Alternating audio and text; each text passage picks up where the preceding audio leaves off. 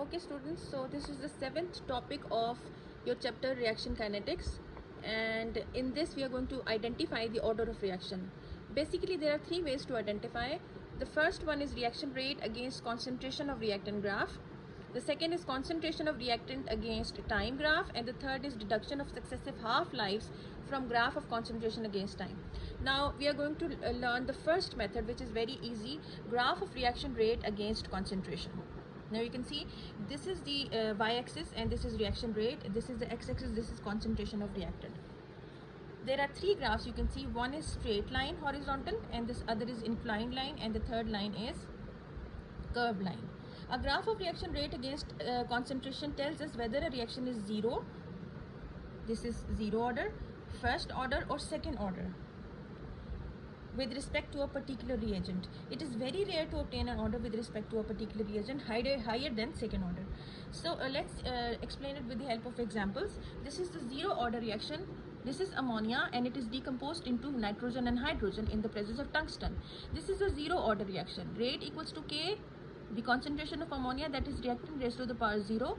And students, the plot of the reaction rate against concentration is horizontal line. Okay, this is horizontal line, that is the straight line. The reaction rate does not change with concentration, that is why this is a horizontal line. For a zero order reaction, K is numerically equal to the reaction rate. K is equal to reaction rate. This is because any number to the power of 0 is 1. Now let's see the first order reaction. This is N2O, dinitrogen oxide, in the presence of gold. It is decomposed into nitrogen and oxygen. Rate is K, concentration of N2O. With the power of 1, it is not written. It is understood that it is raised to the power 1. Now the plot of reaction rate against concentration is an inclined line. This is the first order reaction. It is going through the origin. Okay, the rate is directly proportional to the concentration of N2O, so doubling the concentration of N2O doubles the rate of reaction. Now this is a second order reaction. Let's see the example. This is NO2, nitrogen dioxide plus carbon monoxide. It produces nitrogen oxide and carbon dioxide. This is the second order reaction. So rate equals to K, concentration NO2, that is the reactant, raised to the power 2. Now the plot of reaction rate against concentration is an upwardly curved graph like this.